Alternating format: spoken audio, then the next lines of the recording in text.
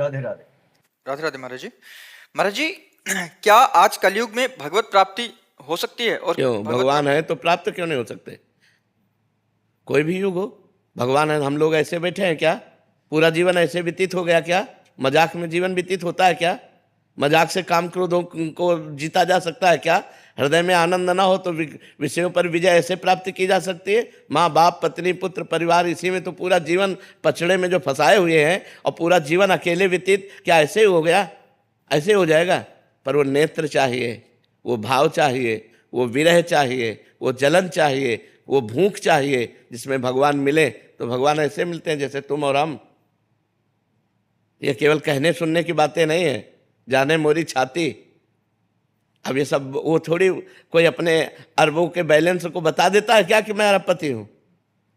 उसकी चाल ढाल उठना बैठना से पता चलता है कि करोड़पति की खाकपति है। अपने आप अगर तुम्हारी दृष्टि है तो पहचान सकते हो। भगवान जब है तो मिल क्यों नहीं सकते? ऐसा कहीं लिखा है कि कलयुग में नहीं भगवान मिलेंगे? किसी भी ग्रंथ में, किसी भी पंथ में, किसी भी शास्त्र में ऐसा लिखा है कि कलयुग में हर युगों से जल्दी मिलेंगे। हमारी आयु 100 वर्ष और 10-10 हजार वर्ष से एक एक पैर के अंगूठे के बल खड़े होकर जब भजन करते थे तब भगवान के दर्शन होते थे। हमारी तो आयु ही 100 वर्ष है, और वहाँ तो 10-10 हजार वर्ष तक तपस्या करते थे, तो हम तो बहुत जल्दी भगवान को प्राप्त कर लेते। जो 10,000 वर्ष तपस्या करने का फल मिलता था, कलयुग में 24 घंटे नाम कीर्तन करने से मिल जाएगा। इतनी कलयुग की में, कलयुग समयुग आन नहीं, विश्वास करो, कलयुग समयुग आन नहीं। जो नर कर विश्वास, गाय राम गुण गण विमल, भव बिन तरय प्रयास। कलयुग के समान कोई युग नहीं, न सतयुग न त्रेता न द्वापर, क्योंकि कलयुग में कम समय में, कम भजन में भगवान की प्राप्ति हो जाती है। जहाँ 10,000 वर्ष हाथ उठाकर वायु पीकर तपस्या, वहाँ रोटी दाल खाकर रात दिन नाम जप करो, भगवान की प्राप्ति हो जाएगी। बिना भगवान की प्राप्ति के जो संत महात्मा जन है, जो सतमार्ग के पथिक है, वो ऐसे जी रहे हैं क्या? ऐसे 1 मिनट आप नहीं रहना चाहोगे? 1 मिनट आपको एक कमरे में रख दें और बढ़िया से बढ़िया आपका भोजन देंगे, एसी रूम होगा, लेकिन मिलने किसी से नहीं देंगे, न मोबाइल न टीवी न किसी से मिलने, तो आप कहोगे हम नहीं जी सकते।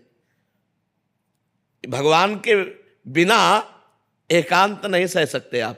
एकांत सबसे बड़ी सजा है, और अगर भगवान से चित्त जुड़ा है तो एकांत सबसे बड़ा आनंद है।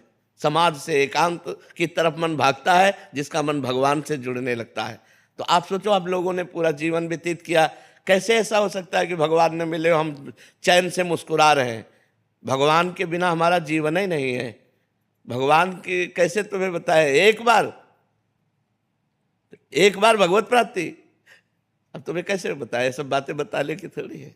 महाराज जी, इसमें एक प्रश्न था। महाराज जी, आप काफी बार हम सत्संग में सुना है कि आप कहते हैं कि हम सच में, हमारा स्वभाव ऐसा था कि हम माइक से बोल देते। हाँ, अगर भगवान का अनुभव ना होता ना, परमानंद की बात, तो हम माइक से बोल देते कि हमारा स्वभाव ऐसा जिद्दी।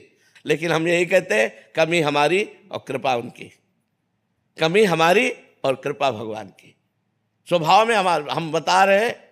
अच्छा, ऐसा स्वभाव ना होना तो 500 साधु हैं, और सब 20 से लेकर के 35-40 तक के हैं, और सब ग्रेजुएट है, पढ़े लिखे। ऐसे नहीं मर्यादा चल रही, ऐसे नहीं चलती, ऐसे नहीं। आंख में दम नहीं, तुम्हारी बाजुओं में दम नहीं, तो फिर शासन नहीं चलता। चाहे वो घर का शासन हो, चाहे वो राज्य का शासन हो, चाहे वो राष्ट्र का शासन हो। शासन तभी चलता है जब छाती में दम हो, नहीं तो ऐसे नहीं चलता है। ऐसे थोड़ी अभी चले।